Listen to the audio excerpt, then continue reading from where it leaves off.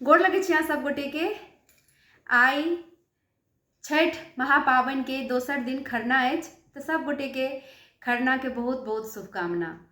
चलू एकटा सुंदर सन छठ परमेश्वरी के गीत सुनै छी। थरे थरे कापए बदन छठी मैया उगियऊ भोरे भोर, राना माई उगियऊ भोरे भोर, नारियल पर दीप लेने ठाढ़ छी, दीनानाथ उगियऊ भोरे भोर, छठी मैया उगियऊ भोरे भोर, डोमनी आंगन सा सुपती हम अनलऊ, डोमनी आंगन सा सुपती हम अनलऊ, सिंदूर पिठार सा नीक सा सजेलऊ, सिंदूर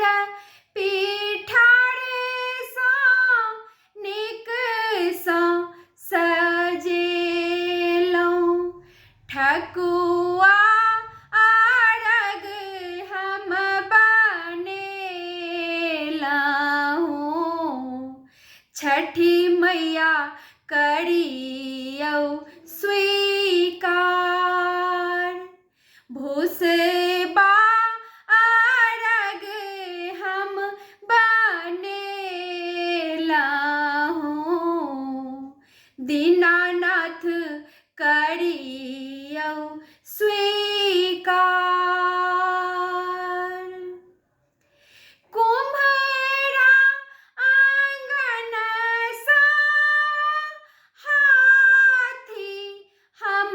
अनलऊ, कुम्हरा आंगन सा हाथी हम अनलऊ, घियक दीप सा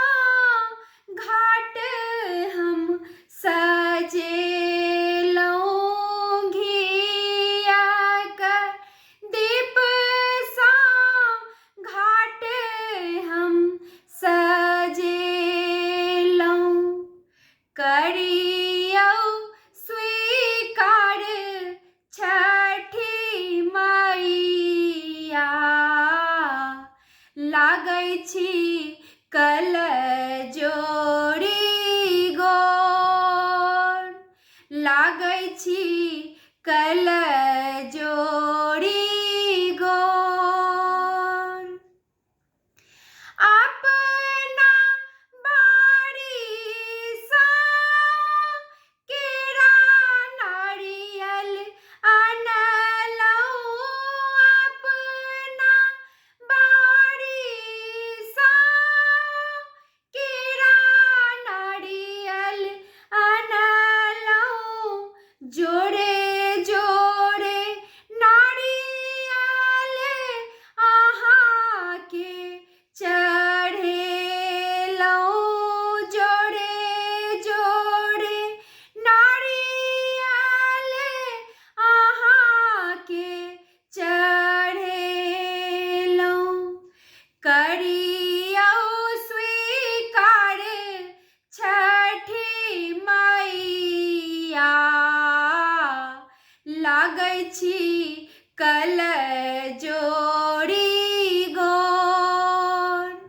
करियऊ स्वीकार छठी मैया, लागै छी कल जोड़ी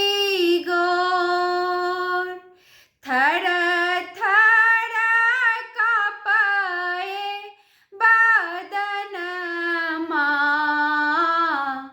छठी मैया